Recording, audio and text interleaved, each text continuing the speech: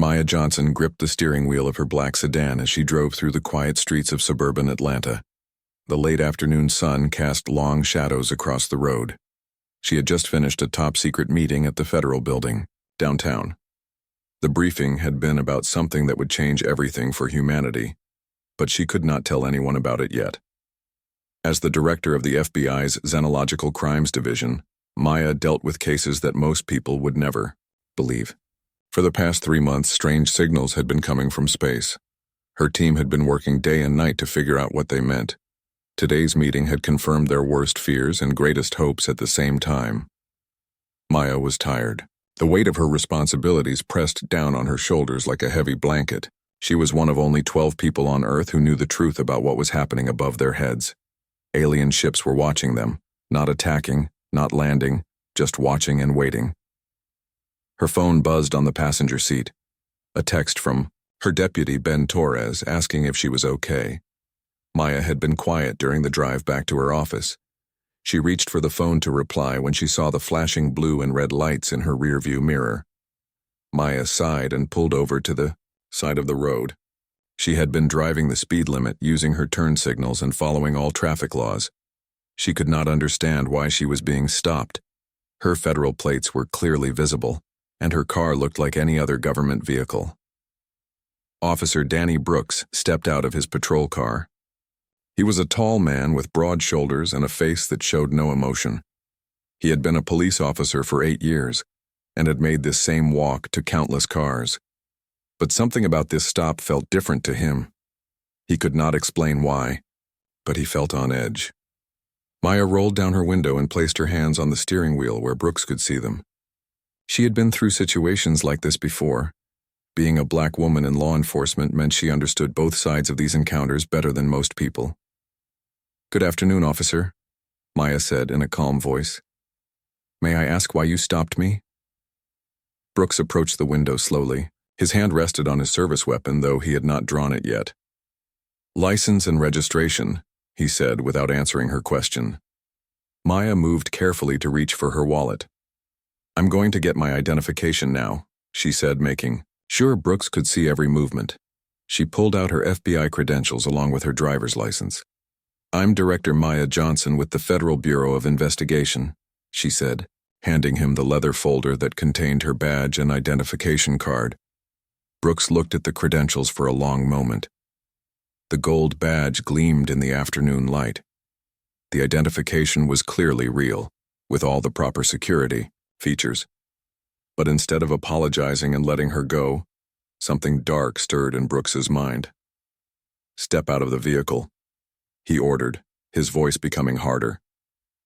Maya felt her heart rate increase. This was not how these stops usually went when she showed her federal credentials.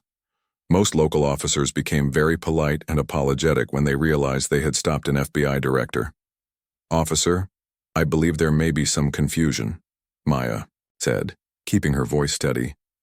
"I'm a federal agent and I haven't committed any traffic violations." "I said step out of the vehicle," Brooks repeated, his hand now moving closer to his weapon. Maya knew she had two choices. She could refuse and escalate the situation, or she could comply and hope that other officers would arrive soon. She chose to get out of the car, moving slowly and keeping her hands visible. As Maya stood beside her car, Brooks seemed to grow more agitated rather than less. Other drivers slowed down to watch as they passed. Some took out their phones to record what was happening. "Turn around and put your hands on the car," Brooks commanded. "Officer Brooks," Maya said, reading his name tag. "I'm Director Johnson with the FBI. I'm cooperating with you, but I need you to understand that this stop is being recorded by my vehicle's security system.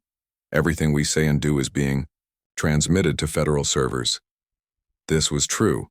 All FBI director vehicles had advanced security systems that recorded everything and sent the data to secure servers in real time. Maya hoped this information would make Brooks think twice about what he was doing. Instead, it seemed to make him angrier. "I don't care who you think you are," he said, his voice rising. "You're just another person trying to get out of trouble by flashing some badge." Brooks drew his weapon and pointed it at Maya's back. "Hands behind your head and get on the ground, now." Maya felt the world slow down around her. She was an FBI director, one of the most powerful law enforcement officials in the country, and she was being held at gunpoint by a local police officer who refused to accept her credentials. "Officer Brooks, please lower your weapon," Maya said, her training keeping her voice calm even though her heart was racing. "I am complying with your orders. There is no need for you to draw your gun." "Shut up and get on the ground," Brooks shouted. Maya knelt down and then laid on her stomach on the asphalt. The rough pavement scraped against her professional suit. She could hear cars stopping and people getting out to watch. Someone was shouting at Brooks to put his gun away. Another person was calling 911. High above the earth, so far up that no human eye could see it, an alien probe recorded everything. The small device had been watching human behavior for months, collecting data for a report that would determine humanity's future. Commander Zeth had placed dozens of these probes around Earth to observe how humans treated each other. The probes, advanced sensors, captured every word, every expression, and every emotion of the encounter between Maya and Brooks. The data was immediately transmitted across space to the Galactic Council's headquarters, where it would be analyzed and added to humanity's file. Maya pressed her cheek against the cold pavement and wondered how her day had gone from briefings about humanity's first contact with aliens to being face down on a suburban street with a gun pointed at her back. She had no idea that this moment was being watched by beings from another world, or that what happened here would soon determine the fate of every person on Earth. The probe continued recording as more police cars arrived and other officers tried to understand why Brooks had drawn his weapon on an FBI director. Maya could only wait and hope that the situation would end without anyone getting hurt. 3 hours after the traffic stop, Officer Danny Brooks sat in a holding cell at the Atlanta Police Department.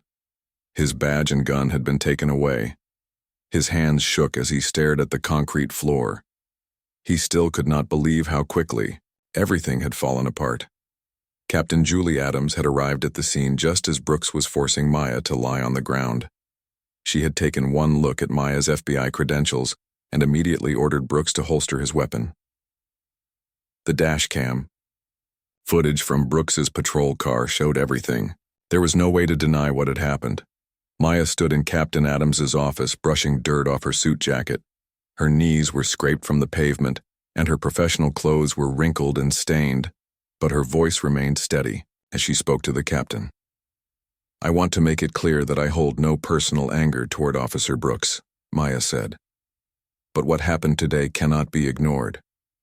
This was not just about me. This was about the badge he swore to honor and the trust the public places in law enforcement." Captain Adams nodded, her face showing deep embarrassment. "Director Johnson, I cannot apologize enough for what happened today. Officer Brooks will face the full consequences of his actions. We are launching an immediate investigation."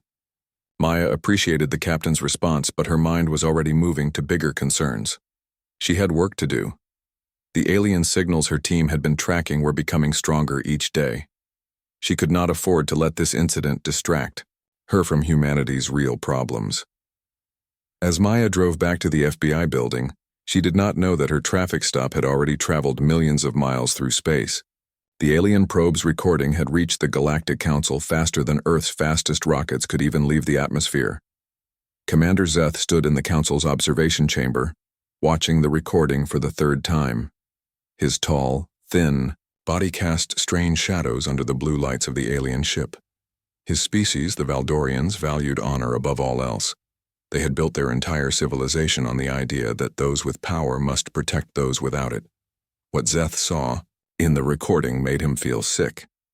A human in authority had abused someone who posed no threat. Even worse, the victim had been trying to cooperate and had shown proper identification. In Valdorian society, such behavior would result in immediate exile from their homeworld. "This is what humans call justice?" Zeth said to his assistant, a younger Valdorian named Kren. Their own law enforcement officer attacks one of their leaders for no reason other than the color of her skin. Kren studied the data flowing across their screens. "Commander, our observations show that the other human officers arrested the one who committed the offense. Perhaps this shows their system works?" Zeth turned away from the screen. "One good action does not erase one evil action, Kren. We have been watching this planet for months. We have seen wars, hatred, and cruelty.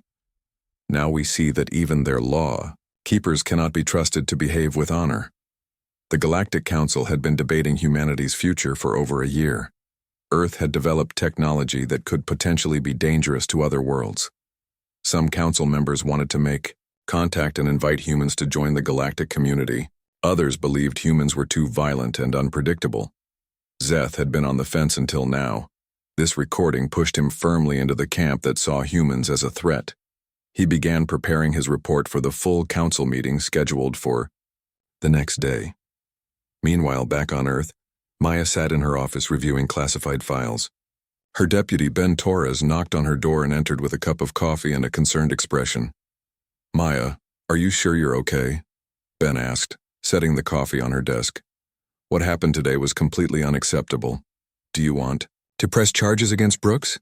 Maya looked up from her files. "The system is handling Brooks appropriately. Captain Adams assured me that he will face serious consequences. But Ben, we have bigger problems to worry about." She gestured to the stack of reports on her desk. Each one contained data about the Mon, mysterious signals from space. Her team had been working around the clock to decode them, but progress was slow.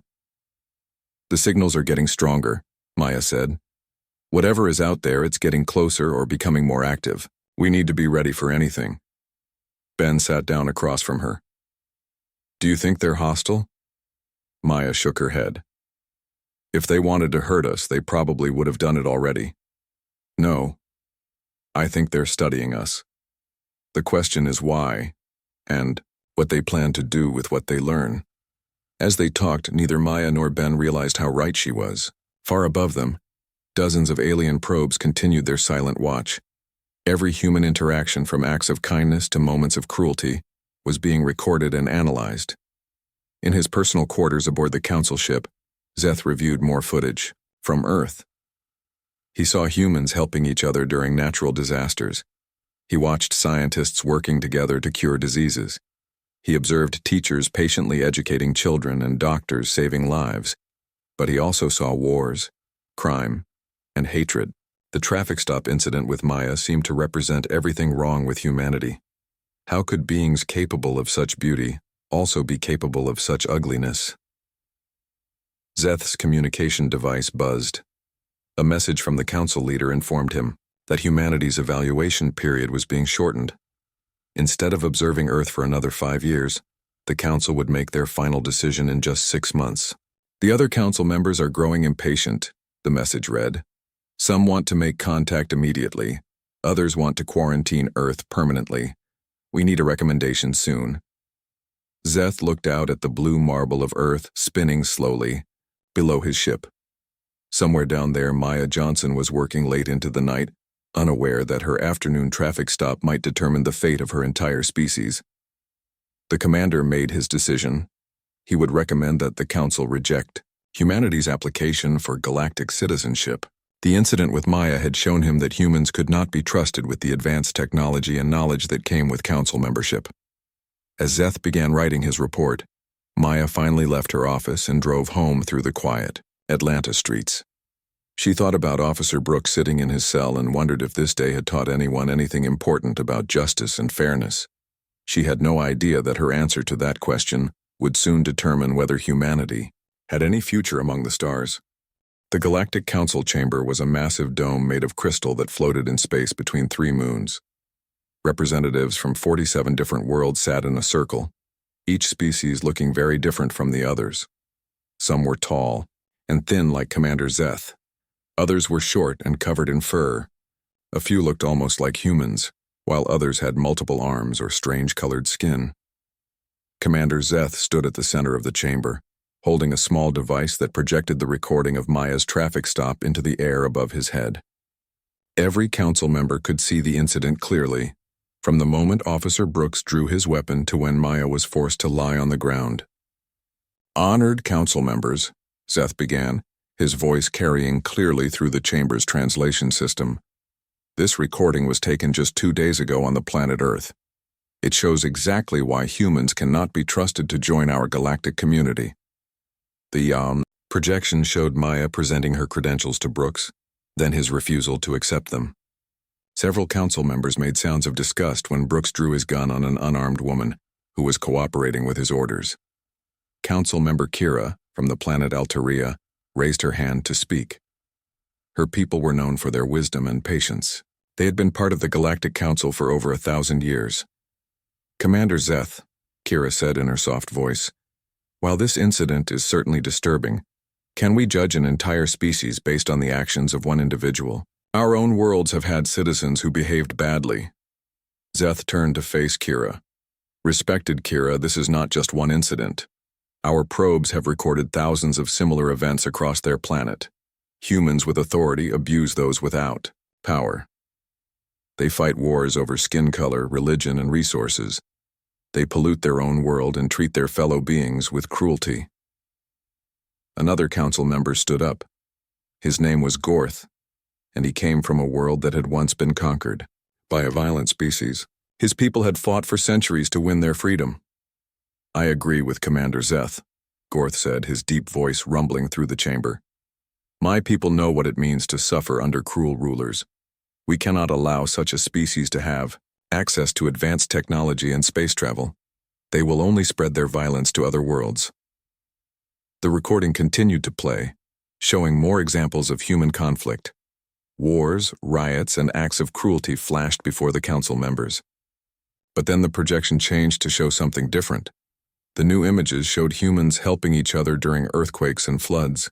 They showed doctors working without pay to heal the sick in poor countries. They showed people of different skin colors working together, learning together, and building better communities. Council member Vera from the peaceful world of Harmony spoke next. Her people had never known war or hatred. "I see beauty in these humans as well as ugliness. Perhaps their capacity for both good and evil is what makes them interesting. Should we not give them a chance to grow and learn?" Zeth shook his head, firmly. "Growth and learning require time," honored Vera. "But humans are developing dangerous technology quickly. They have nuclear weapons that could destroy their own planet. They are beginning to explore space. If we wait for them to become peaceful, they might become too powerful to control." The chamber fell silent as the council members considered Zeth's words. Each species in the Galactic Council had faced this same evaluation process when they were first discovered. Some had been welcomed immediately. Others had been watched for many years before being accepted. A few had been rejected and forbidden from leaving their home systems. Kira stood up again. "Commander Zeth, did your probes record? What happened to the police officer who committed this crime against Director Johnson?" Zeth looked uncomfortable. "Yes, the officer was arrested and charged with misconduct. He will likely lose his job and face criminal penalties." "So their system worked," Kira said. "When one of their law enforcement officers behaved badly, others stepped in to stop him and punish him. This shows that humans have concepts of justice and accountability." Council member Drac from the warrior world of Steelhold laughed harshly. "Justice after the fact means nothing. The damage was already done. That woman was humiliated and put in danger because of her skin color. What if no other officers had arrived? What if the weapon had been fired?" The debate continued for hours. Some council members pointed to humanity's art, music, and literature as proof of their potential for beauty. Others focused on their wars and crimes as evidence of their dangerous nature. Finally, the council leader called for order. She was an ancient being from the first world to achieve space travel. Her species had been exploring the galaxy for millions of years. "We have heard all arguments," the leader said. "Now we must decide. Commander Zeth has recommended that we reject humanity's application for galactic citizenship. Who supports this recommendation?" 23 hands, claws, and tentacles rose into the air. Who opposes it? 24 members raised their appendages in opposition. The leader looked around the chamber. "The vote is too close. We need more information before making such an important decision. I am ordering an acceleration of the evaluation process." Zeth felt his heart sink. He had hoped for a clear rejection of humanity's application. "Instead of 5 more years of observation," the leader continued, "we will make our final decision in 6 months. During this time, we will conduct direct contact with selected humans to better understand their nature. The chamber erupted in surprised voices. Direct contact was rare, and usually only happened when a species was almost ready for acceptance into the council. Who will we contact? Asked Kira. The leader thought for a moment. We will contact their leaders and their scientists, people who represent the best of their species, but we will also test them with challenges to see how they respond under pressure. Zeth stood up quickly. Honored leader, I request permission to oversee this contact process. I want to ensure that we see humanity clearly, without letting their potential for kindness blind us to their capacity for cruelty. Granted, the leader said, but you will work with Council Member Kira to ensure balance in your observations. As the council session ended, Zeth felt both victory and defeat. He had not gotten humanity rejected immediately, but he now had the chance to prove his point directly. In 6 months, he would show the council exactly why humans were too dangerous to join the galactic community. Far below on Earth, Maya Johnson had no idea that her traffic stop had set in motion events that would determine humanity's future among the stars. She continued her work, investigating the mysterious signals from space, unaware that those signals were about to become much more important than she could ever imagine. Maya Johnson stared at the computer screen in her office, rubbing her tired eyes. It was 3 in the morning and she had been working for 14 hours straight. The coffee cup beside her keyboard had been empty for over an hour, but she had not noticed. Her attention was completely focused on the strange patterns appearing on her monitor. For the past week, her team had been tracking unusual satellite readings. At first, they thought it might be space debris or solar interference, but the more data they collected, the stranger it became. The signals were too organized to be natural and too advanced to be from any known human technology. Ben Torres knocked on her office door and walked in carrying 2 fresh cups of coffee. Maya, you need to go home and get some sleep, he said, setting 1 cup on her desk. You've been here since yesterday morning. Maya looked up at him with red, tired eyes. Ben, look at this, she said, pointing to her screen. These signals aren't random. They're following a pattern. Someone or something is watching us. Ben sat down and studied the data. As Maya's deputy director, he had security clearance to see the classified information. What he saw made him lean forward with interest. These readings show objects in orbit around Earth, Maya continued. Small objects, maybe the size of a car, but they're not showing up on NASA's tracking systems or any military radar. They're using some kind of technology that makes them invisible to our detection methods, Ben frowned. How are we able to see them then? Maya pointed to a different part of the screen. Our new quantum detection array. It was designed to find hidden nuclear weapons, but it's picking up these objects instead. Look at the movement, patterns. The screen showed dozens of small dots moving in precise orbits around Earth. They were positioned to have clear views of major cities, military bases, and government buildings. It looked like a surveillance network.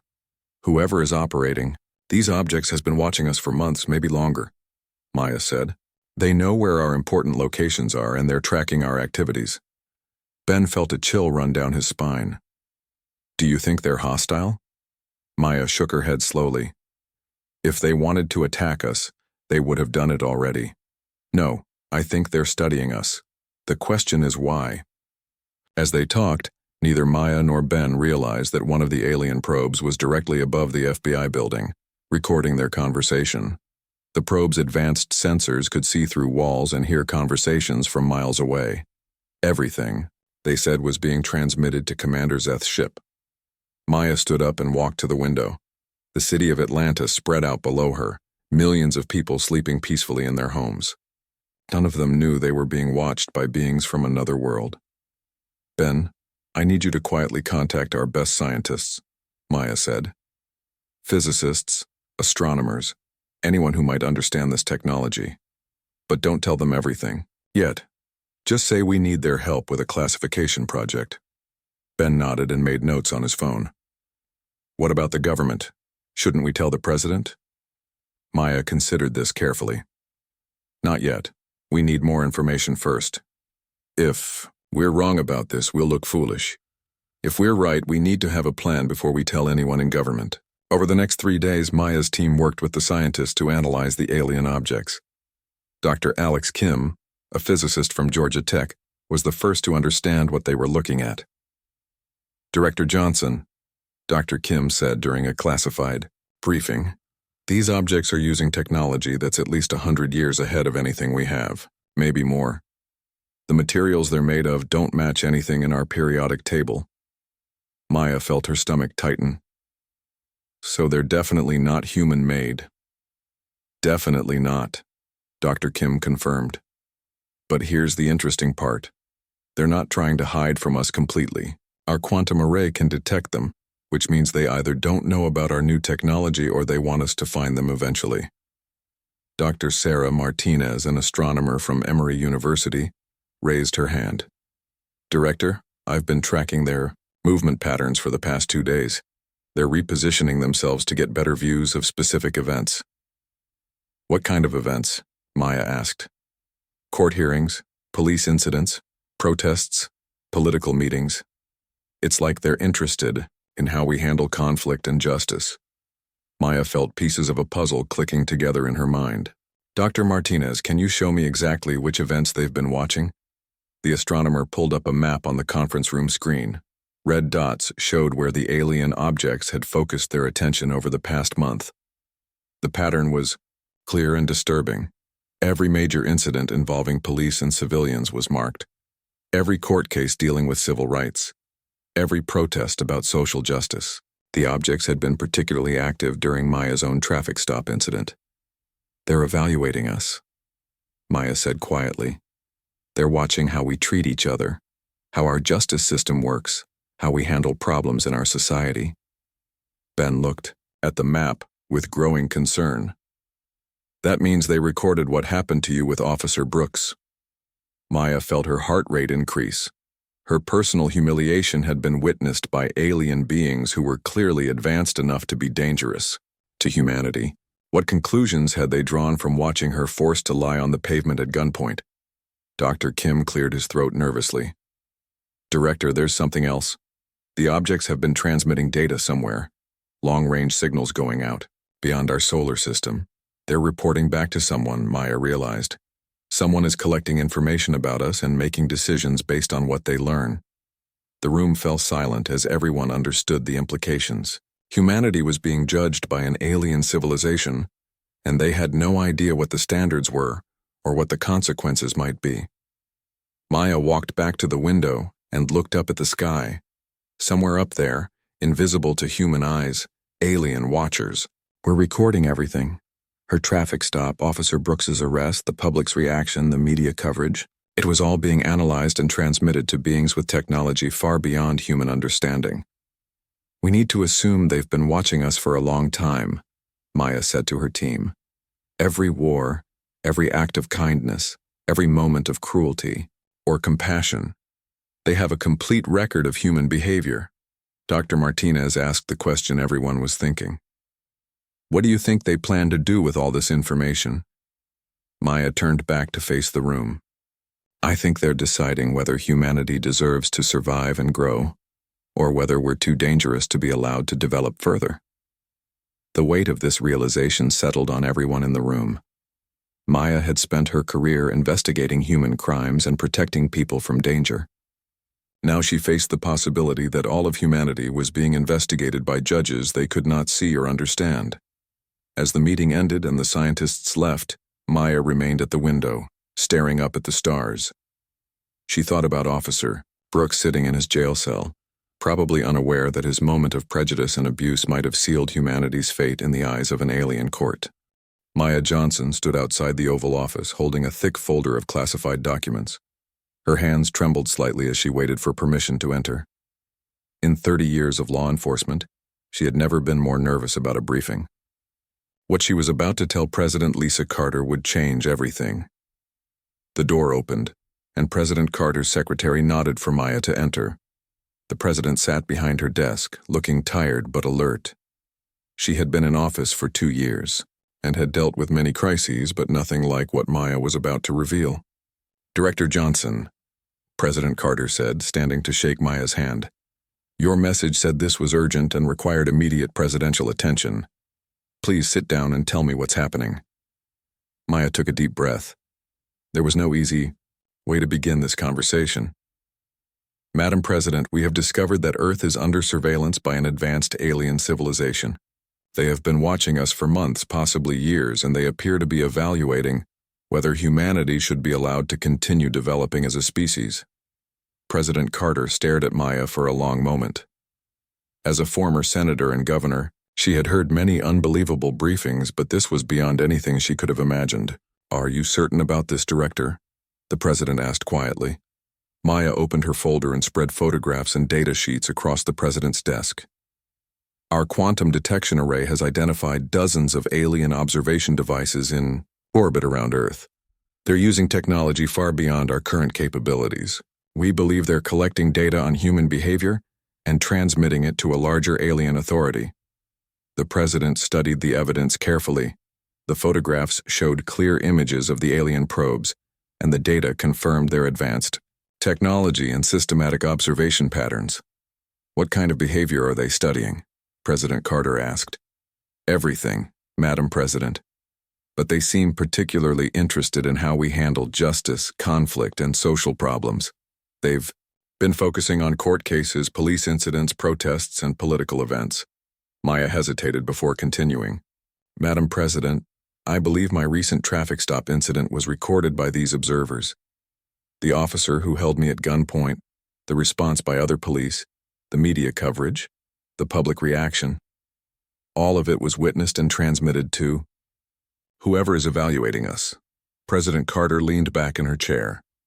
"So you're telling me that a routine traffic stop involving racial profiling might influence how an alien civilization judges all of humanity?" "Yes, Madam President, that's exactly what I'm telling you." The president was quiet for several minutes, processing this information. Finally, she spoke. "Director Johnson, what do you recommend we do?" Maya had been preparing for this question. "I believe we need to make direct contact with these observers. We need to present humanity's case before they make any final decisions about our future." "And how do we do that?" "I volunteer to be humanity's representative," Maya said. "I'm the person who was most directly affected by the incident they recorded. I understand both the problem and our response to it. I can explain that while humans are flawed, we have systems in place to correct injustices and hold wrongdoers accountable." President Carter stood up and walked to the window that looked out over the White House lawn. "Director, what you're suggesting is incredibly dangerous. We have no idea how these aliens might react to direct contact. They could see it as a threat. With respect, Madam President, I think remaining silent is more dangerous. If we don't speak for ourselves, they'll judge us based only on what they observe. And much of what they've seen has probably been humanity at its worst." The president turned back to face Maya. "How would you even contact them?" Maya pulled out another document from her folder. "Dr. Kim and his team believe they can modify our quantum communication array to send signals that the alien probes would detect. We could transmit a message requesting dialogue." President Carter sat back down and studied Maya's face. "Director, you've thought about this carefully, but I have to ask why you're willing to take such a personal risk." Maya considered her answer carefully. "Madam President, when Officer Brooks held me at gunpoint, I felt helpless and afraid. But I also knew that other officers would come, that the system would respond, and that justice would eventually be served. That's what makes humanity worth defending. We make mistakes, sometimes terrible ones, but we learn from them and try to do better." The president nodded slowly. "And you think you can convince an alien civilization of this?" "I have to try, Madam President, because if I don't, they might judge us based on Officer Brooks' actions without ever hearing about Captain Adams's response, or the investigation that followed, or the changes we made to prevent similar incidents." President Carter made her decision. "Director Johnson, I'm authorizing you to attempt contact with these observers, but I want Dr. Kim and his team to work directly with NASA and our best military scientists. If this goes wrong, I want us to be prepared for any response." Over the next week, Maya worked with the country's top scientists to prepare for first contact. They built a communication device that could reach the alien probes and composed a message that would request a meeting. The message was simple and direct. It identified Maya as a representative of humanity who wished to speak with whoever was observing Earth. It explained that humans were aware they were being watched and wanted the opportunity to present their perspective before any judgments were made. On a Tuesday morning, Maya stood in a secure facility in Nevada, surrounded by scientists and military personnel.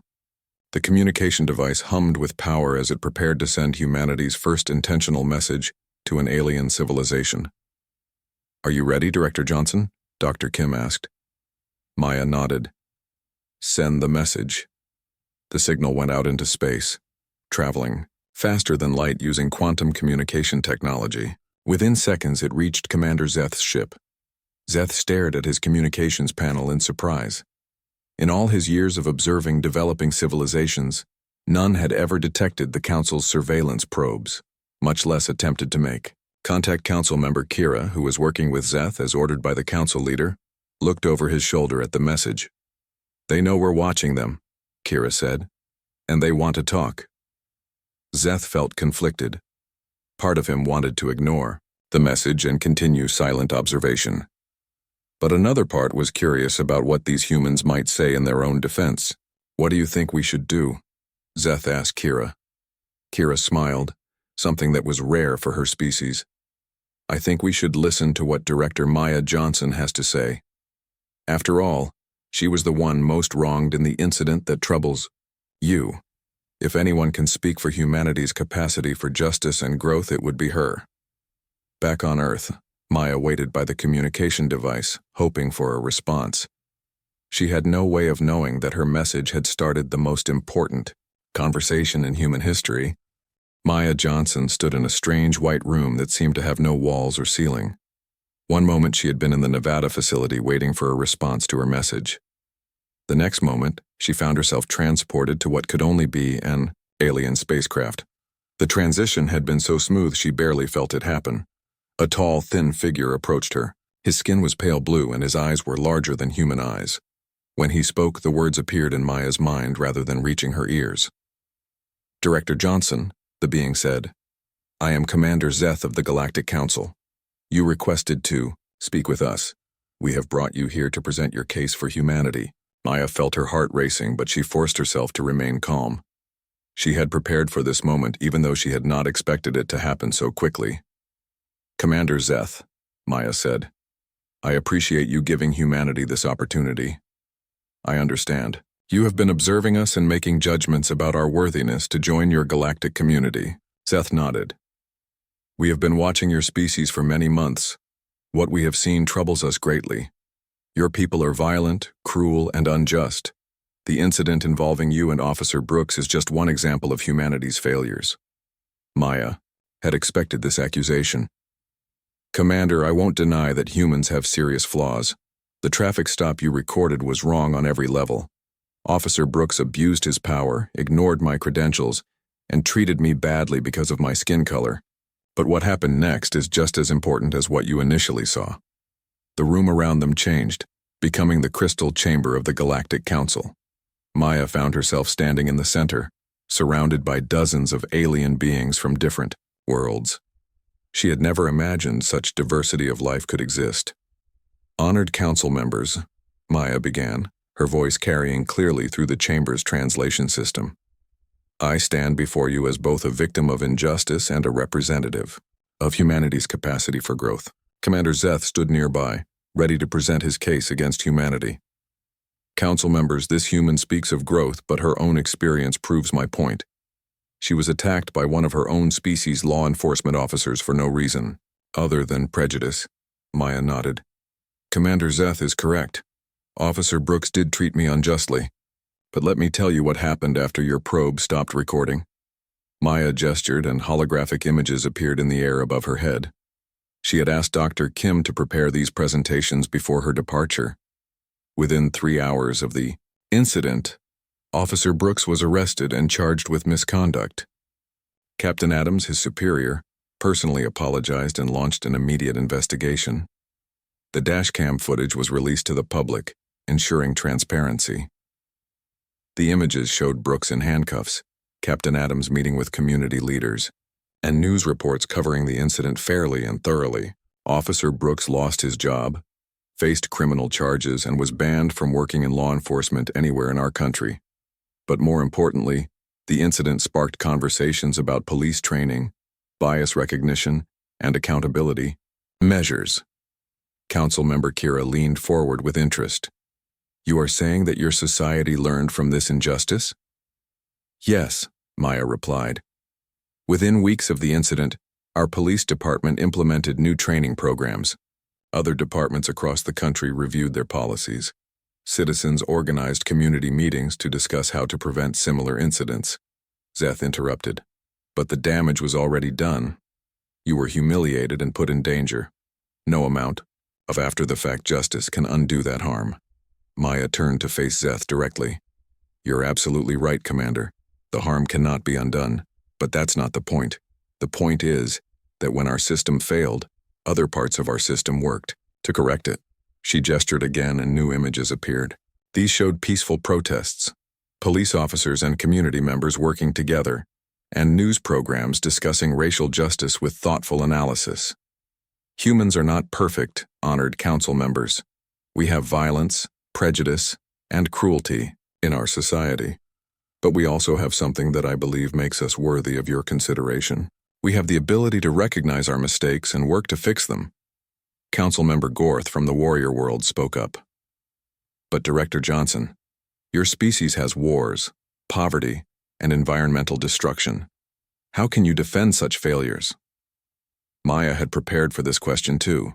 Member Gorth, you're right about all of those problems, but look at how we're addressing them. More images appeared showing international cooperation on climate change, medical research being shared freely between countries, and humanitarian aid being delivered to disaster areas by people of all nations working together. We are young as a species, Maya continued. We make terrible mistakes, but we also produce people who dedicate their lives to healing, teaching, and protecting others. We create art that brings joy and music that touches hearts across all cultures. The chamber filled with the sounds of human music and displays of human art from every continent and culture. Maya watched as some of the alien council members seemed moved by the beauty humans could create. Most importantly, Maya said, we never stop trying to be better. Every generation of humans works to solve the problems left by the previous generation. Sometimes we succeed, sometimes we fail, but we never stop trying.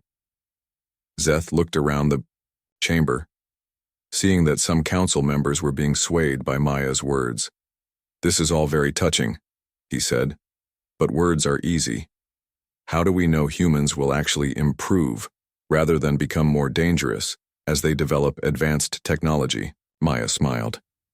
Because, Commander, you're looking at the proof. I'm standing here speaking to beings from across the galaxy, asking for a chance rather than demanding it. A truly violent and arrogant species would have tried to attack your probes, or threaten you when they discovered your surveillance. She paused, letting this sink in.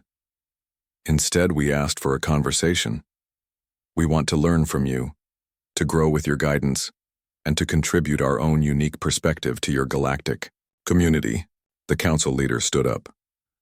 Director Johnson, if we were to grant humanity provisional membership in our community, what would you ask of us? Maya had thought about this question during her preparation. Honored leader, we would ask for teachers. Help us learn how to solve our problems more effectively. Show us how other species overcame their own periods of violence and prejudice. Give us the knowledge to protect our environment and care for all our people. The council leader looked around the chamber. All those in favor of granting humanity provisional membership in the Galactic Council? 38 hands, claws, and tentacles rose into the air. Only 9 members voted against the proposal. Commander Zeth stared in amazement. He had been so certain that humanity should be rejected. But Maya's courage, honesty, and hope had changed his mind and the minds of most council members. Director Johnson, Zeth said, I owe you and your species an apology. I judged you based on your worst moments without considering your capacity for growth. That was unfair and unwise.